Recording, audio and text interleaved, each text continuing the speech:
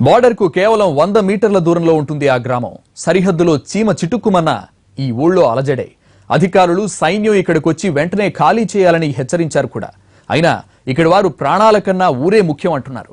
1971లో యుద్ధ సమయంలో ఈ గ్రామాన్ని పాక్ స్వాధీనం చేసుకుంది. అయితే 20 రోజుల తర్వాత మళ్లీ హస్తగతం చేసుకుంది భారత్. పంజాబ్ రాష్ట్రంలోని అమృత్సర్ జిల్లా ముడ్లోకాట్లో పరిస్థితిపై మా ప్రతినిధి Raghavendra special ground report. Bharat సరిహద్దులో ప్రస్తుతం మనం ఉన్నాం. ఎన్టీవీ టీం ఇక్కడికి చేరుకుంది.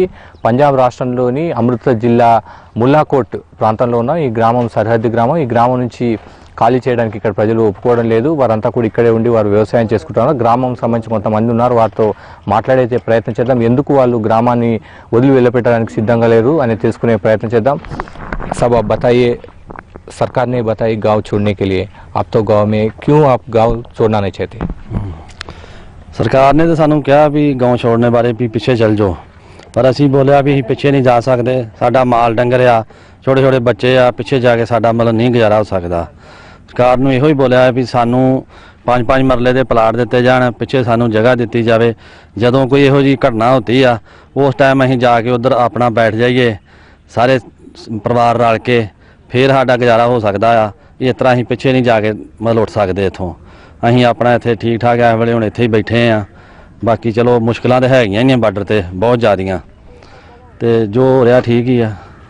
आप बताइए क्या क्या सोच रहे गांव वाले, यहाँ क्या सोच रहे, गांव क्यों नहीं छोड़ना चाहते? गांव इसलिए नहीं हम छोड़ना चाहते क्योंकि हमारा इधर घर है, घर छोड़ने को दिल नहीं करता हमारा, क्योंकि हमारा घर पीछे तो कोई है नहीं जहाँ हम जाएंगे, क्योंकि हमारा इधर भैंस भूंस है, सभी खेत कूद हैं, जो भी दान पका हुआ है, हम छोड़ने को दिल नहीं करता। इसलिए सब लोग यहाँ खेती बाड़ी करते हैं और कुछ काम भी करते हैं? नहीं, हमारे खेती बाड़ी कोई नौकरी ना करी, कोई सरकार ने अभी तक नौकरी का ऐलान नहीं किया हमारे गांव के लड़कों को, सभी ऐसे ही हैं। नौकरी का मिले तो बाहर जाते हैं, काम करने के लिए तैयार है आप लोग?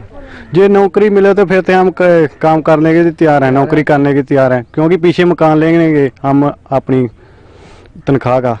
आप यहाँ के सरपंच हैं, आप क्या डिमांड करते हैं गवर्नमेंट से, यहाँ के बच्चे के लिए, यहाँ के यूथ के लिए? ਇਹੋ ਹੀ ਕਰਦੇ ਆ ਵੀ ਸਾਡੇ ਬੱਚਿਆਂ ਨੂੰ ਨੌਕਰੀਆਂ ਮਿਲ ਜਾਣ, ਤੇ ਜੇ ਨੌਕਰੀਆਂ ਹੁਣ +2 ਕਰਕੇ ਤੇ ਮੁੰਡੇ ਬਹੁਤ 6-6 ਫੁੱਟ ਜਵਾਨ ਨੇ, ਦੌੜਾਂ ਕੱਢ ਜਾਂਦੇ ਆ, ਸਾਰਾ ਕੁਝ ਕਰ ਜਾਂਦੇ ਆ, ਬਾਅਦ ਚਣ ਕੇ ਸਾਡਾ ਨਾਂ ਹੀ ਨਹੀਂ ਆਉਂਦਾ ਬੱਚਿਆਂ ਦਾ। ਬਾਰਡਰ ਤੇ ਅਸੀਂ ਰਹਿ ਰਹੇ ਆ, ਡਰੈਨ ਤੋਂ ਅੱਗੇ ਸਾਡੀ ਪੱਟੀ ਚਾਹੀਦੀ ਆ 2 ਕਿਲੋਮੀਟਰ ਦੀ, ਤੇ ਇਹੋ ਹੀ ਸਾਡੀਆਂ ਮੁਸ਼ਕਲਾਂ ਨੇ।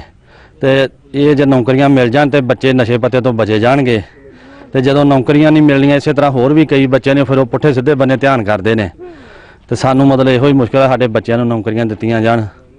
ਇਹੋ ਹੀ మతలబ్ सरकार ਦੇ ਅੱਗੇ బేనతి ਕਰਦੇ ਹਾਂ। ఓకే, ఈ ఫెన్స్ గేట్ మనకు కనిపిస్తుంది, నా వెనుక ఉన్నది ఫెన్స్ గేట్. దాని తర్వాత కూడా ఈ ముల్లాకోట్ గ్రామానికి సంబంధించిన భూములు ఉన్నాయి.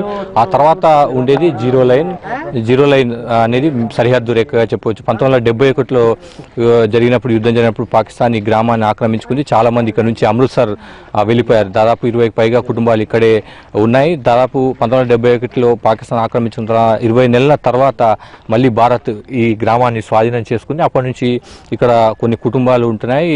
ఎట్టి పరిస్థితుల్లో కూడా ఈ గ్రామాన్ని వదిలిపెట్టే ప్రసక్తే లేదు. ఇక్కడ మా భూములు ఉన్నాయి, ఇక్కడ మా జీవనాధారం అంతా కూడా ఇక్కడే ఉందని కూడా వాళ్ళు చెప్తున్నారు. యువతకు ఉద్యోగాలు దొరికితే వారంతా కూడా బయటకు వెళ్ళడానికి సిద్ధంగా ఉన్నామన్న విషయాన్ని కూడా వారంతా కూడా చెప్తున్నారు. పూర్తి స్థాయిలో భద్రతా సిబ్బంది ఈ ప్రాంతంలో మోహరించున్నారు. ఇది వ్యూహాత్మకంగా ఉన్న ప్రాంతం కాబట్టి అత్యంత కఠినమైన భద్రత ఇక్కడ ఉంది. ఆర్మీ, BSF వాళ్ళంతా కూడా ప్రతినిత్యం ప్రతి సెకండ్ కూడా ఇక్కడ బార్డర్ అంతా కూడా రక్షణ వలయంగా నిలిచిన పరిస్థితి మనకు కనిపిస్తుంది. మొత్తానికి గ్రామం వాళ్ళు మాత్రం వదిలి వెళ్ళడానికి సిద్ధంగా లేరు. ముల్లాకోట్ ప్రాంతం నుంచి కెమెరా సుభాష్తో కలిసి రాఘవేంద్ర, NTV.